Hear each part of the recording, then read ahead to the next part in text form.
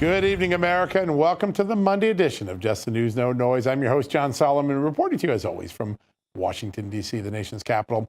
We begin tonight with new congressional testimony in President Joe Biden's impeachment inquiry. Hunter Biden's former business partner, Eric Schwerin. We told you, watch out for this guy. He's going to be important.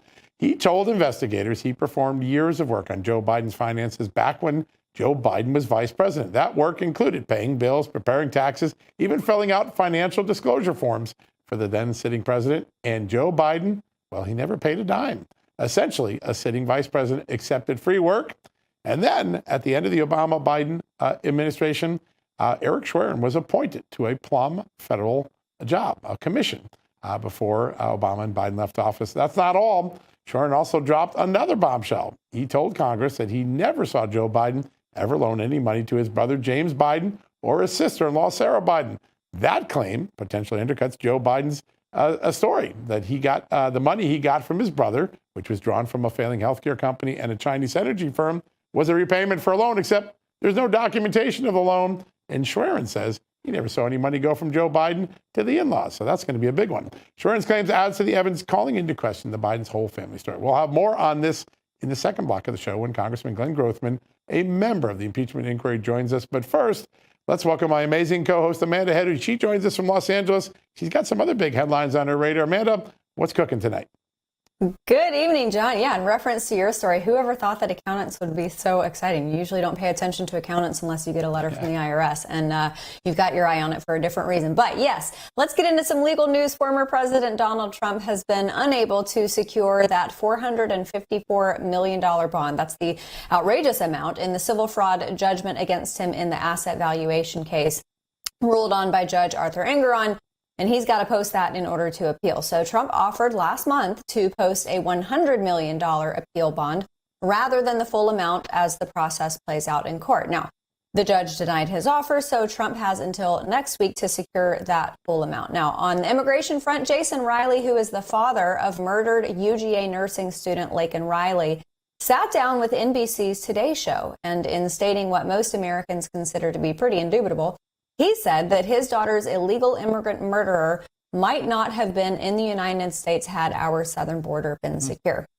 The disaster at the border is increasingly highlighted in polling. Last month, Gallup found that 28% of Americans overall said immigration is the United States' most important problem, up from 20% in January and 9% last August in their polling. Now, meanwhile, in the tech world, a new report out by Media Research Center found that Google has interfered in U.S. elections dozens of times since 2008. The report identified 41 times over the past 16 years where Google interfered in the last, in the last 16 years, a claim that they have vehemently denied. In the report, it says that, quote, in every case, Google harmed the candidates, regardless of party, who threatened its left-wing candidate of choice, unquote. And to finish things off with a bit of sporting news, last night after multiple conferences completed their championship play, the NCAA March Madness brackets were released. Both mine and John's teams will be dancing in the tourney. John's Marquette Golden Eagles are a number 2 seed and my Auburn Tigers are a number 4 seed. So, John, if our guys end up meeting on the hardwood, I think we're going to have a game-watching special edition of our show. I like it. Let's set it up now. You got to get your brackets in tonight. Don't forget that. Yeah, that's right. Good. Yep. Good stuff. Well, listen, there's been so much going on in the courts, and I think the courts have become one of the key battlegrounds for where the biggest policy crises in America are going to be settled. Our first guest tonight is on the forefront of fighting some of the most important battles, particularly when it comes to regulatory fiat. She is the Attorney General of the great state of Iowa, Brenna Bird. She joins us right now. General Bird, great to have you on. Yeah, thanks for having me on. You have some really big cases working up to the court, but perhaps none bigger than the challenge you and 9 other attorney generals filed to the SEC climate disclosure rule. Tell us why this is such an important moment in the battle between regulators and freedom in America. Well, freedom is so important, and we have seen the federal government, particularly the Biden administration, whenever they can't get something through Congress, they just try to go and do it on their own. Through the power of the presidency and the executive branch. But our laws and Constitution don't work that way. In order to do what they are trying to do with that SEC rule requiring greenhouse gas emissions disclosures and other things that go beyond what the law allows. They'd literally have to pass a law in order to do that. Instead, they're just trying to do it on their own, just forcing that through the system. So we are taking them to court right here in our district. We're taking them to court along with a total of 9 states. Yeah, it seems like this is another Chevron issue. I wanted to ask you about when I look at the companies that are going to be targeted by this, specifically with respect to the reporting on carbon emissions. Leftist businesses out there, that's something that they blast on their marquee. It's a marketing point, a selling point for their businesses. It seems to me that on the other side, this targets conservative businesses more. Do you agree?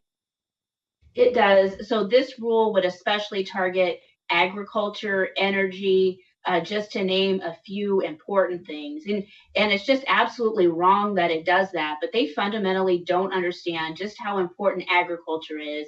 People need food to eat, they need fuel for their vehicles, and both of those sectors are targeted by this rule by the Biden administration. And I'll add this, that rule, it is illegal. The law does not allow them to do that. They can't force this through the SEC process. The Securities and Exchange Commission is supposed to be there to keep fraud out of investing, to make sure that people are playing according to the rules and disclosing financial information. It has nothing to do with climate activism. Yeah, such an important point that your lawsuit made a really clear case for. One of the extraordinary things I've seen in just reading up on this in the last few days is the extraordinary costs that every company in America would have to pay if these regulations actually got into effect. So can you tell us a little bit about tens of thousands, maybe even hundreds of thousands a year that companies would have to pay just to comply with a new regulation that, by the way, Congress never gave the SEC the power to do anyways? Yeah, it's a high cost for an illegal regulation. And we all know that those kinds of costs are passed along to the rest of us, the consumers, when we're buying things. And so it's just another way that the Biden administration, with their big regulation, is hurting the economy. They're not following the laws and constitution that we have in place. And that's why we take them to court and we hold their feet to the fire, because right now, with what's going on in Washington, it's good to be an attorney general, because we're the ones that can stop this illegal immigration in its tracks in court. Great point. Mm-hmm. Yeah, it's been incredible to see states AGs acting in this manner. I wanted to ask you, though, with respect to farming, so much of our produce, there's been a really big concern recently over our produce and agricultural products coming from overseas. This is going to target farmers in particular, and therefore it seems to me the result is going to be we're going to have to be getting even more products from overseas, right? Oh, that's exactly right. And also realize, with all of the things that they are doing in the Biden administration to hurt American workers and American businesses, that means that we will see more and more products coming in from places that don't have the level of good regulations that we have here in this country. So it's a very important point that you're making right there. This act by the Biden administration, it makes it hard for Americans and American workers, American businesses to keep their head above water and provide a competitive product. So important. We lose sight of that so often. General Byrd, there is another issue that you've dived into, and I think it's really important because people look at it and say, why are we continuing to treat Iran so nicely when, in fact, they're behind almost every proxy war attack that we see in the Red Sea, in Israel, all across the world? You joined 12, I think, AGs asking the Biden administration, would you please stop funding Iran and its terrorist activities? Why is this an important point for states to make to the president? Well, it's important because as a prosecutor, I know one thing: follow the money. Follow the money. And we know that Iran has served as the world banker to terrorists. And with what the Biden administration has done with lifting the freeze on those accounts so that terrorists can get at $10 billion in funds that Iran has. And we know that they have funded terrorists around the world and that they have ties to terrorism. So this is important. The Biden administration needs to stop looking the other way when it comes to terrorism. They have to start holding the line. It's a dangerous world that we live in, and they need to start acting like they know what's going on for a change. Yeah, exactly. Absolutely. And it certainly seems like the Biden administration knows how their actions are going to affect Iran. You lift the sanctions, it brings more cash on hand for Iran. The money goes to their proxies, which includes the Houthis, and then they attack our troops. Where on that diagram am I getting it wrong? Oh, I think you're exactly right. And that's the whole problem. You've done a great job of summing that up. I mean, with what the Biden administration is doing, we know that it endangers more Americans around the world. It endangers Israel. It endangers our troops. And we know this is happening at a time when we are seeing more and more suspected terrorists coming across the southern border. It really couldn't come at a worse time. And they just need to put a stop to it. They should not allow those funds to be unfrozen so that Iran can make them available to terrorists and terrorist supporters. So common sense, and yet none of it's happening in Washington right now. It's remarkable. Joan Bird, we got about a minute left. Real quickly, usually a letter like this can be a prelude to some future litigation or legal action that maybe the states take. Is there an avenue of legal action that states could take to maybe force the Biden administration, either on the border or on Iran, to tighten up security? Well, we are pursuing every avenue to keep America safe.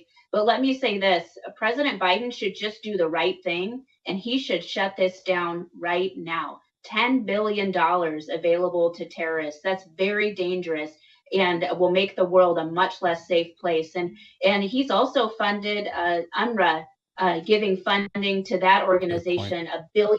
Now, that was money that President Trump put a stop to and was no longer handing over. But we know that when American money goes to fund terrorists, bad things happen. And we have a responsibility in this world to do the right thing. So first and foremost, he should do the right thing and stop this. But we'll look for every means that we have at our disposal to hold their feet to the fire. Yeah, so important, so common sense, just like the people in the great state of Iowa. Attorney General Brenda Bird, what a great opportunity to have you on today. Thanks for joining us. Thank you. Thank you very much. All right, folks, we're going to take a quick commercial break. But before we do, let me toss over to a special offer we got for you before we hit the commercial break. I think you'll enjoy it. We'll be right back.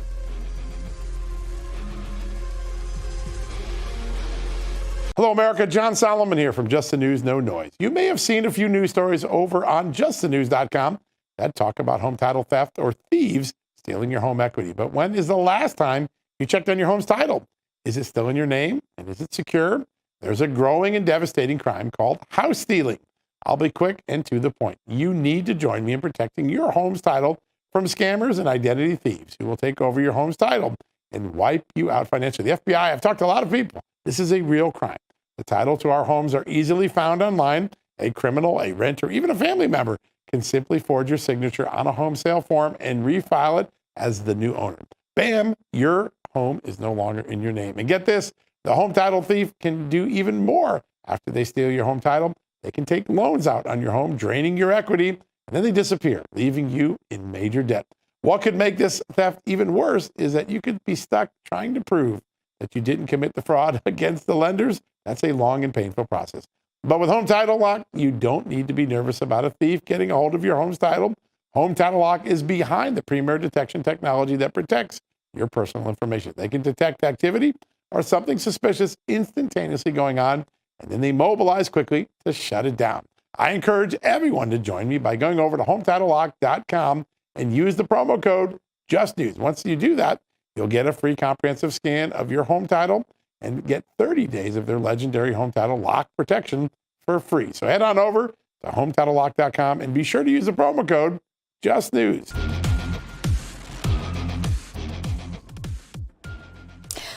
Good evening, everybody. Welcome back to the show. We are just a few days out from the Hunter Biden hearing on Capitol Hill, one that he declined to attend after calling for it for months. Now, lucky for us, we are joined by someone who will be participating in the hearing. He's Congressman Glenn Grothman of the great state of Wisconsin, and he joins us now. Glenn Grothman, Congressman, you corrected me on that pronunciation last summer, and I haven't forgotten, but I did for a split second. Congressman Grothman, thank you for being here.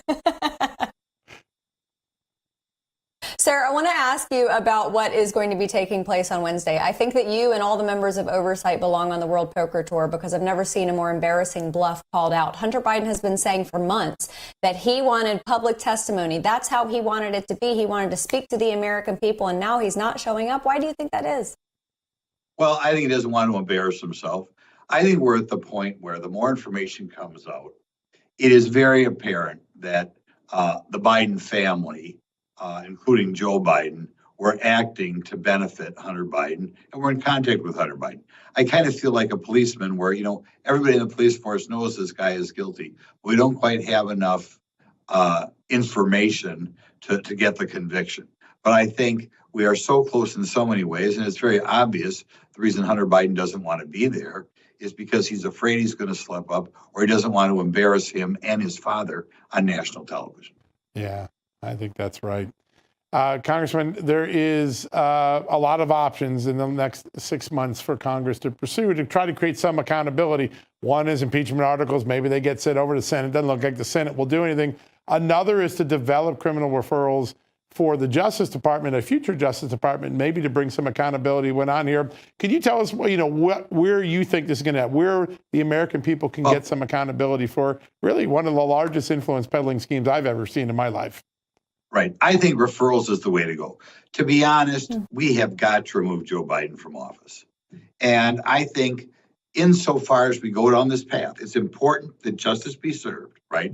The public will demand and should demand that something happened to Hunter Biden and Joe Biden, given the fact, for example, that in Ukraine, when that prosecutor was fired and Joe Biden is bragging about it, it's hard to think of any other rationalization or reason for that happening other than that Hunter Biden was weighing in with his father and having his father do things because the cash was transferred, right? That's what it sure looks like. On the other hand, big political picture, I think sadly, the public is not as excited about that as they are him completely ignoring the border, completely out of control on inflation, maybe completely out of control on his racial divisiveness.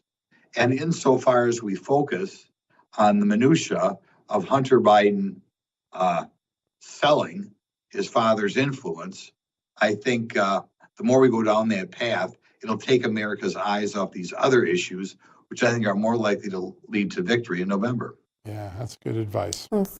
Absolutely. Sir, I want to shift gears. Misinformation and disinformation have been hot topics at the Supreme Court today with oral arguments in Missouri v. Biden. But there was also some misinformation/disinformation that was still floating around the internet this weekend with respect to President Trump's comments about bloodbath. You had Keith Olbermann, Joe Scarborough, Joe Walsh, breathlessly reporting on President Trump talking about a bloodbath with, I think they were inferring some type of civil war. That obviously was not what President Trump was talking about.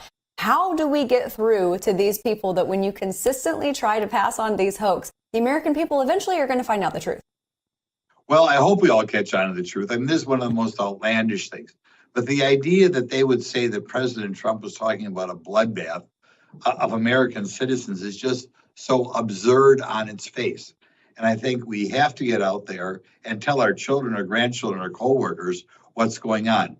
My fear is that there are still Americans out there who listen to these networks, which should be totally discredited. But we have to use this as an example to educate our friends the degree to which you can't you can't believe a thing that these other networks are saying. It's hard to believe when I was a child, things like NBC, that meant something.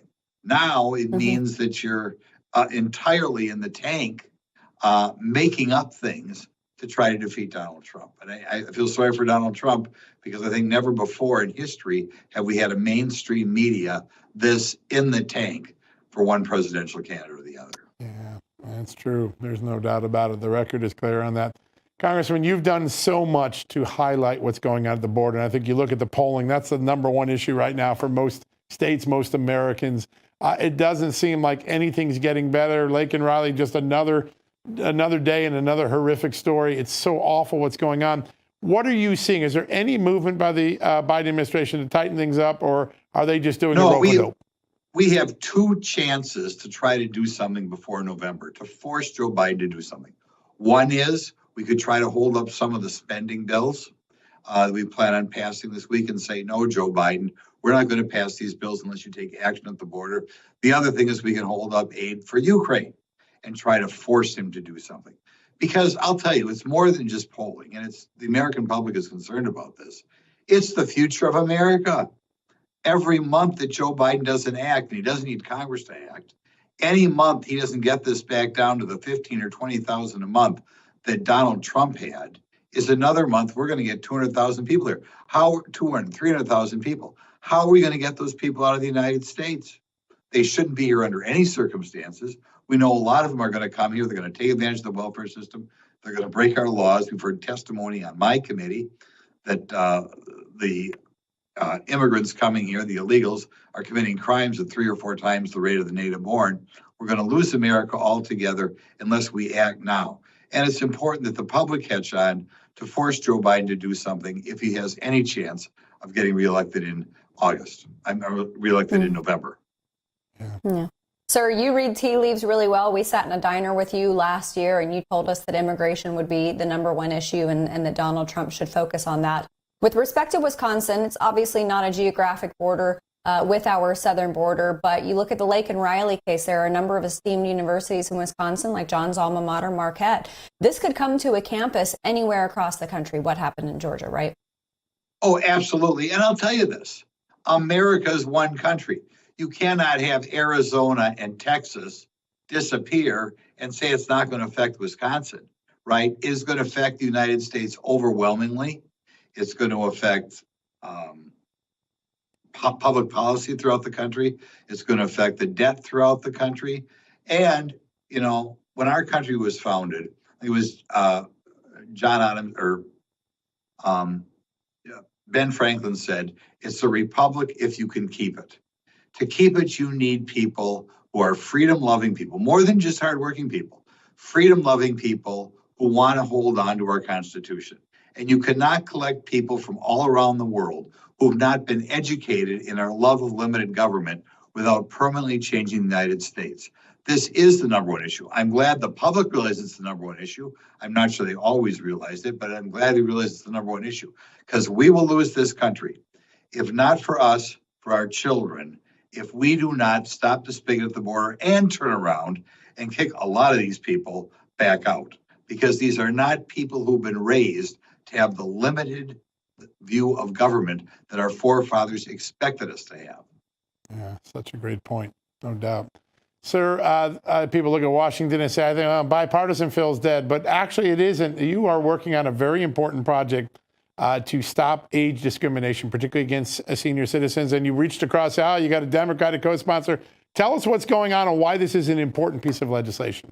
Well, right. I think the one part of discrimination that is a problem in this country is age discrimination. You know anybody who got laid off when they're 45, 50, 55, 60, unless they have a very specific skill. If you're a plumber, you always got a job, right? But unless you have a specific skill, people turn the other way. You're the first one to get fired and you get let go because your health insurance costs are higher, perhaps. You're the last one to pick up because people know sometimes older people a little bit slower. They're used to hiring 22, 25 years old. So it's important to introduce legislation to strengthen the protections of the one group in our society who is being discriminated against, and that's the older Americans. Yeah, great point. Amen. Sir, before we let you go, spending is a problem in Washington. Doesn't matter which side of the aisle you're talking about. But one of the ways that we can fix it, or one of the first ways you have to tackle it, is with transparency. If we don't have visibility on the issue, it's very hard to tackle. You've introduced the Appropriations Transparency Act. Tell us about it, sir. Right now on appropriation bills, and so you understand, most spending that the government does every 2 years, overwhelmingly, the Congress votes on, not mandatory spending, but most spending is through the appropriation bills. Right now, we do not have to get the in-depth information we get from the Congressional Budget Office on other, quite frankly, less important bills. We've got to make sure we get the same thing when bills come out of the Appropriations Committee, not only for congressmen to make the right decisions, but for the press corps and for the public to know what's going on. So we're going to introduce this bill, put these bills on the same footing as other appropriations or spending bills, and hopefully in the long run, it will result in a little bit more fiscal responsibility. Important stuff. Such important work. Congressman Grothman, we appreciate you being here. Thank you so much, sir. We're going to have you back on again very soon. Very good. Thank you, sir. All right, everybody, we are off to a very quick commercial break, but when we come back, we're going to be talking more about the pushback the Biden administration is facing over the SEC's new rule on reporting greenhouse emissions with Mark Mills. He's the senior fellow at the Manhattan Institute and faculty fellow at Northwestern University's McCormick School of Engineering. Stay with us, and we'll see you on the other side of these commercials.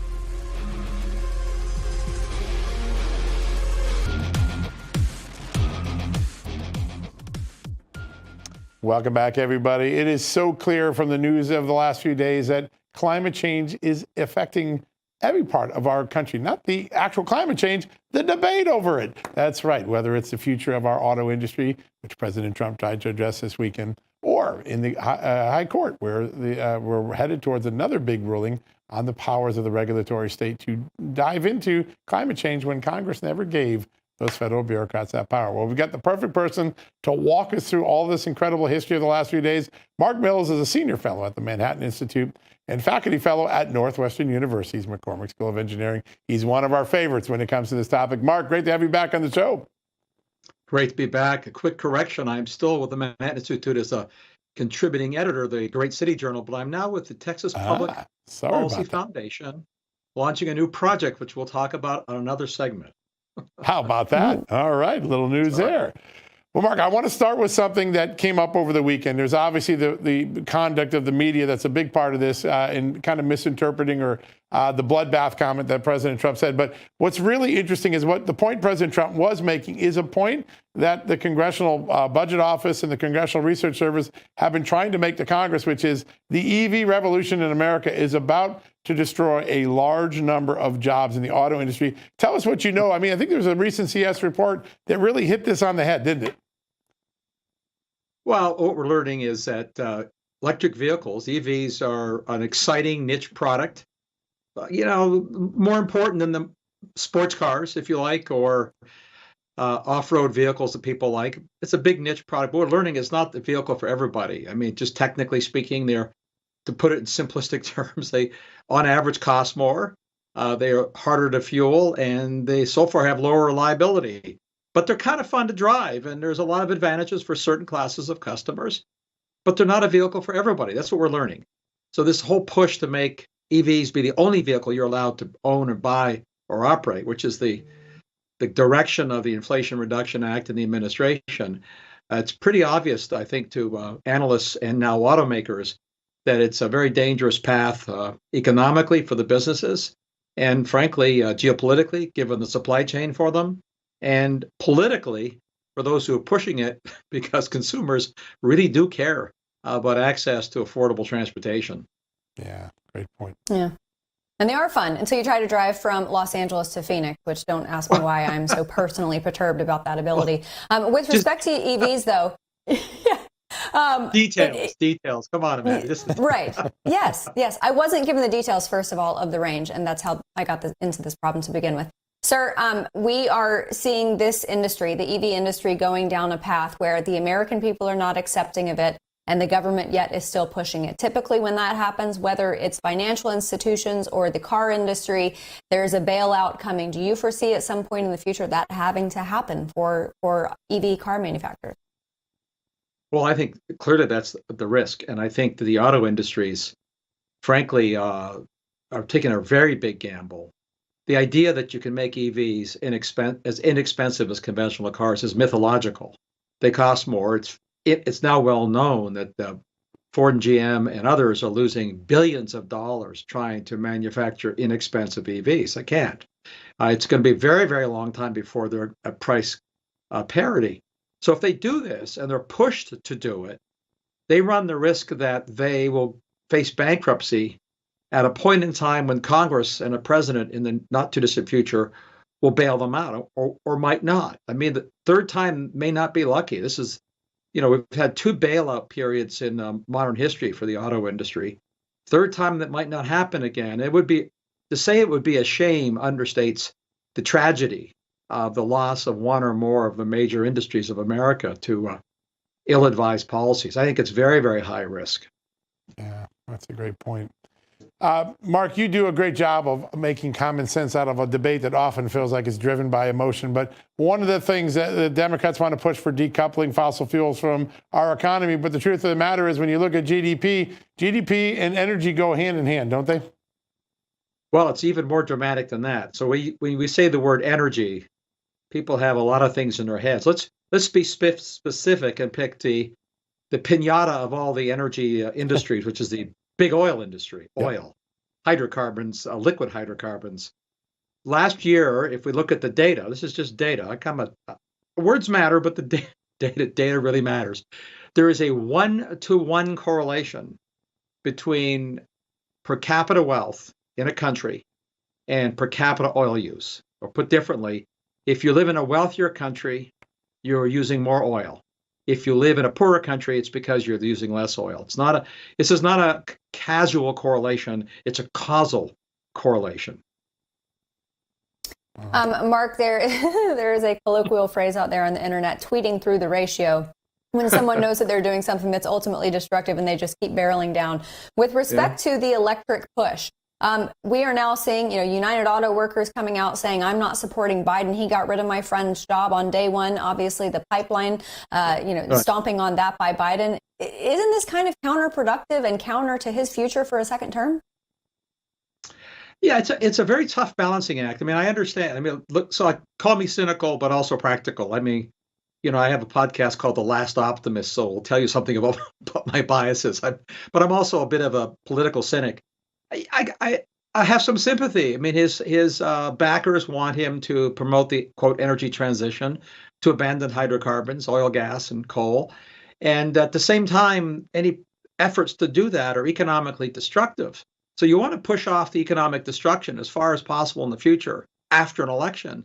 And that's, as everybody knows, what the release of all the oil from the Strategic Petroleum Reserve was about, to tamp down potential for rising in oil and gasoline prices. And it worked. It helped do that, of course. So it's a very tough balancing act. I think the administration probably does understand the risks, political risks and economic risks. This is why there's a little bit of a go slow in practice with the deployment of a lot of these things.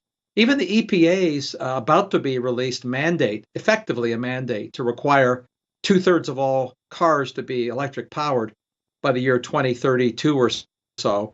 That's, you think about it, that's 8 years away. And as a practical matter, automakers won't be forced to change their production lines for a few years. They do it about 5 or 6 years in advance. So you're kicking the can down the road far enough, again, cynically pointing out, to not affect the election today. So you talk about the aspirations politically, but the rubber meets the road, no pun intended, or maybe a pun intended. A couple of years from now, whoever happens to be unlucky enough to be the president when the rubber meets the road and automakers start to collapse in trying to meet the mandate. Yeah, that's a real threat. It's a very scary thing. Real quick, we got about a minute left. You just wrote a great op-ed that reminds us that energy security is not only tied to economic security, it's tied to national security, the energy to prevent and prosecute wars. What was that about? Well, Germany is in the process of deindustrializing. And as you know, the European Union, led by President Macron, recently said that they need to step up, not just to spend money, meet their NATO commitments, but to, in the words of some analysts there, to convert their car factories into tank factories. They're being both realistic and simplistic. That takes not just money, it takes industrial capacity. The brutalization of the industrial sector in Europe comes almost entirely from high energy prices and restricted energy availability. So they're deindustrializing at exactly the same time. They need more industries based on cheap energy. Cheap energy means literally cheap oil, gas, and coal, not cheap wind. Many of the things you have to do to Mark, make steel. I hate to do this to you. We're about to hit a hard commercial break, and you were just making the point I wanted you to get to. We're going to get you back on real soon. You do some of the best work in this sector anywhere in the country. Folks, we're going to take a quick...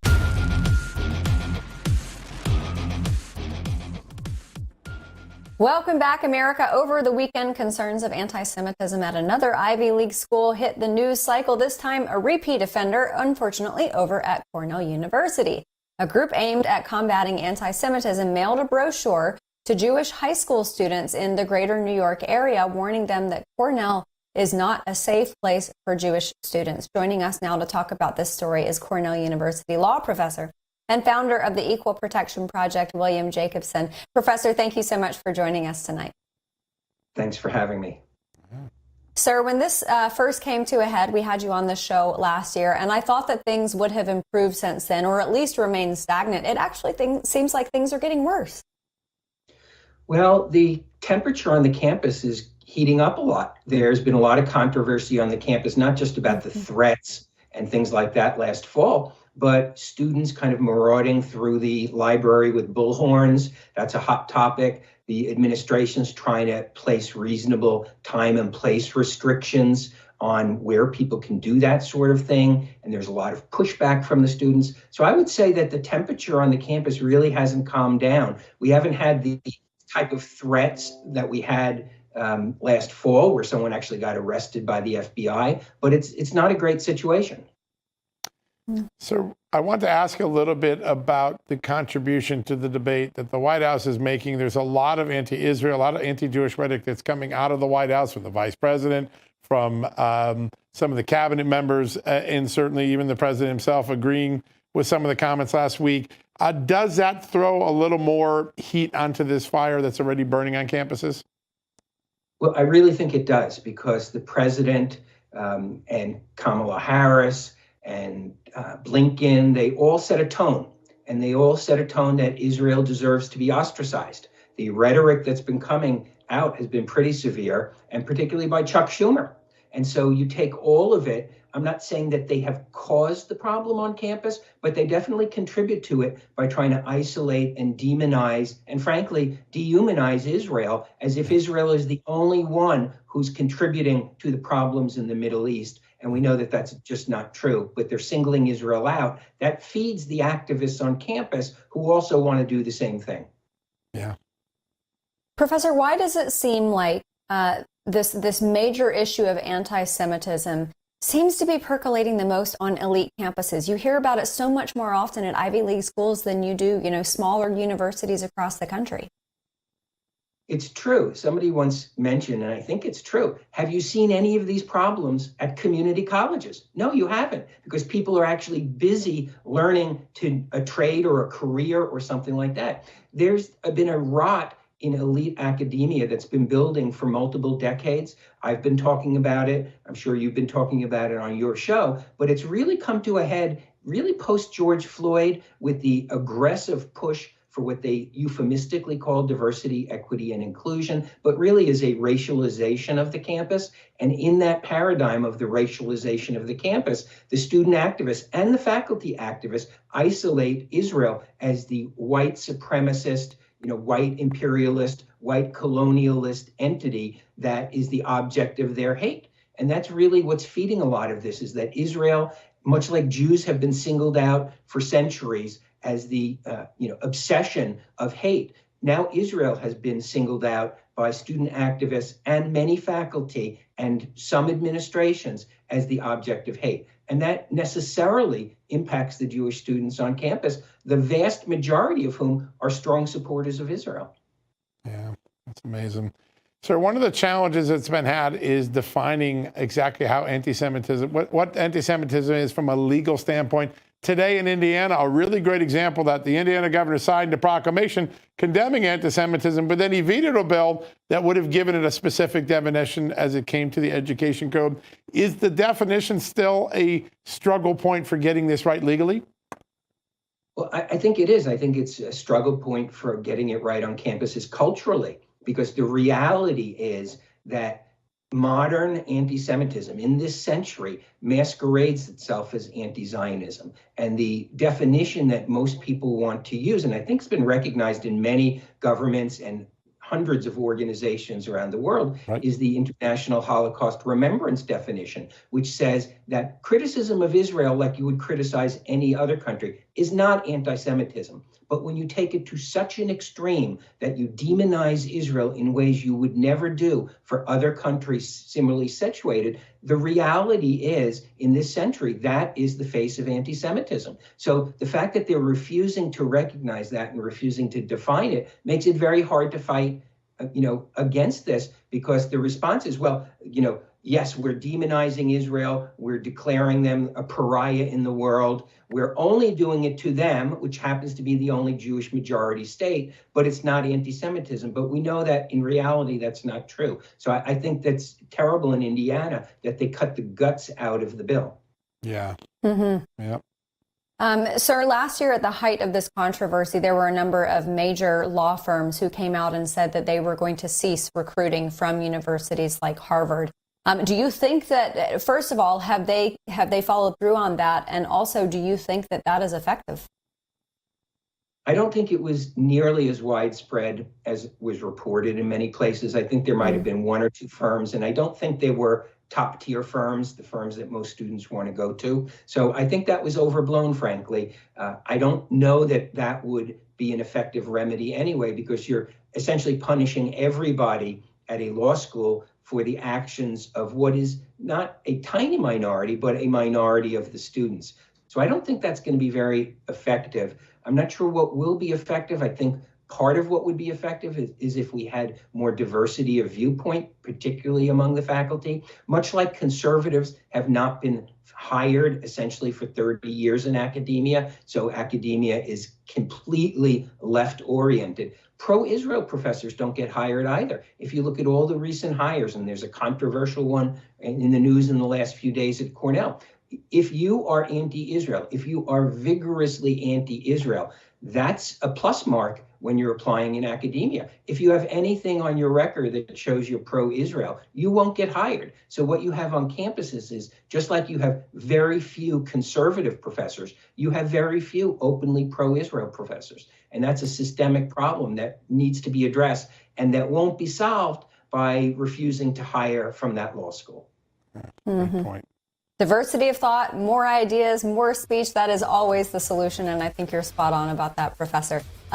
No doubt, very, very wise. Thank you so much, sir, for being here. We're going to have you back on again very soon. All right, everybody, John and I, we've got to take a very quick commercial break, but we're going to be speaking with Mike Davis, the founder and president of the Article 3 Project, about the Supreme Court's response to the Murthy v. Missouri case. Stick around. We've got a lot of legal news coming out, like drinking water from a fire hose. We're going to get to all of it with Mike Davis.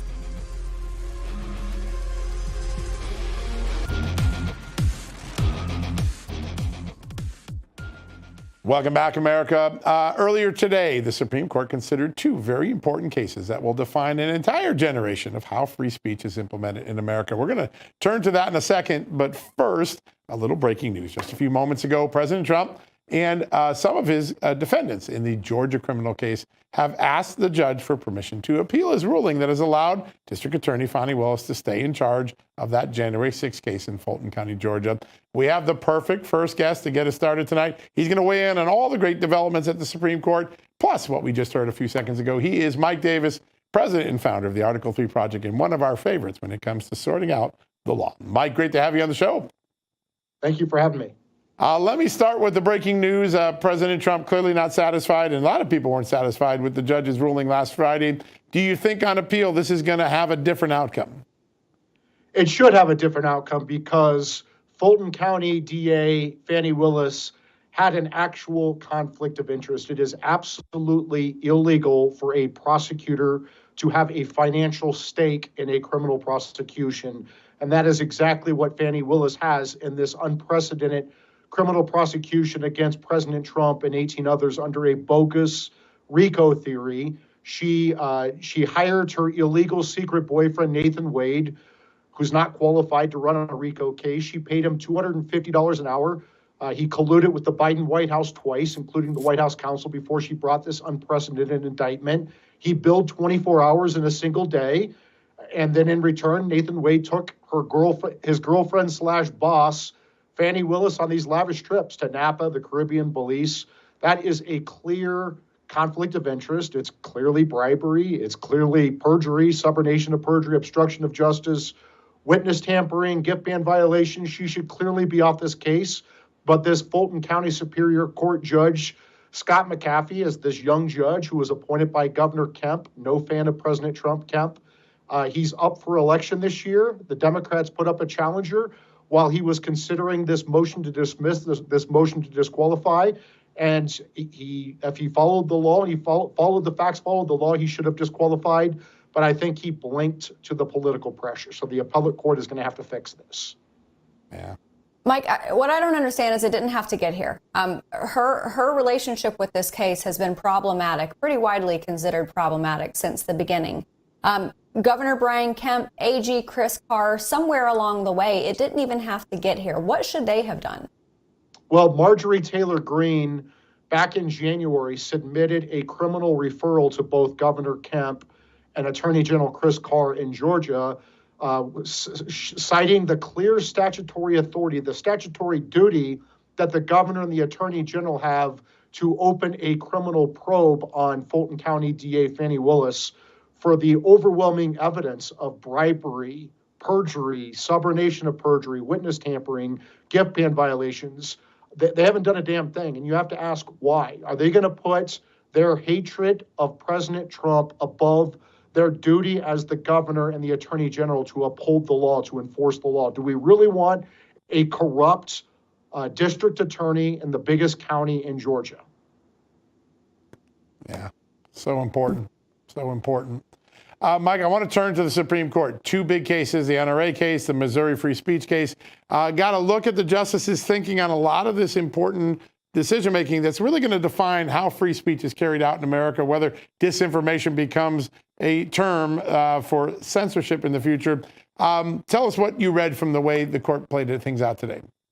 Well, the Supreme Court is hearing two very important free speech cases, and it's about how much pressure or coercion the government is allowed to put on private actors to discriminate against Americans based upon their political viewpoint, whether it is the Murphy versus Missouri case where the Biden administration worked with these big tech platforms to censor Americans based upon they called COVID misinformation by doctors and scientists that ended up being right. How many people unnecessarily suffered and died because scientists were stifled in the scientific debates. And then we also have in the New York case where this New York insurance and bank regulator is putting pressure on New York banks and insurance carriers not to work with the National Rifle Association. So the Supreme Court is going to have to come out with a test on how much these government actors can collude with private actors to censor Americans.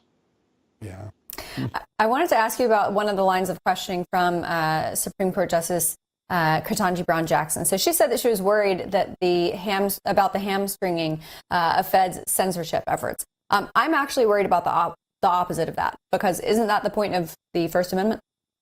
Yeah, what a shocking question by a Supreme Court justice, that she's worried that the First Amendment to the Constitution could get in the way of the government. Newsflash, Ketanji, that's the whole point of the Constitution. The Constitution is a loan agreement between we the people and our governments, federal government, state government, local government. We loan the government specific enumerated and separated powers. In return, the government is supposed to protect our liberties. She has that turned on its head. She has the Constitution from a shield that protects us from the government into a sword that the government uses to come after us. That is a very dangerous mindset by a Supreme Court justice. And maybe going forward, we should stop picking Supreme Court justices based upon their skin pigments or their sex and start picking them based upon their intellect and their judgments. Mm. Mike, another thing, just a little bit ago, Supreme Court Justice Alito extending the temporary hold on the Texas law that would allow it to, at the state level, arrest illegal immigrants. What do you think's going on there? We got about a minute left. Well, I mean, I think that it's pretty routine for Alito to grant these requests. He probably talked to his colleagues on the court, and they try not to politicize these emergency requests for injunctions. But I'll tell you what, President Biden has intentionally opened our border and illegally imported 10 million illegal immigrants into this country, including unvetted and unvettable, dangerous illegal immigrants from dangerous places, including illegal immigrants who are bringing measles and tuberculosis and other very dangerous diseases into our country. And if the federal government is not going to protect us from this invasion, these states are stepping up to protect us from this invasion. And if the states aren't going to do it and the federal government's not going to do it, who the hell's going to do it? Yeah, that is the question. Security, health, and safety all on the front lines of that debate, and no response from the federal government. Mike, as always, a great honor to have you on the show, my friend. Thanks for joining us and making sense of a very busy legal day. Thank you. Yeah, great to have you on. All right, folks, it's hard to believe, but we've come to the end of the show already. Man, I didn't even get a chance to have our normal conversation. I promise you, we will get back there tomorrow. There'll be no problem. We'll do that. In the meantime, we're going to hand off to our good friend, Grant Stinchfeld. He's going to take you to the next hour.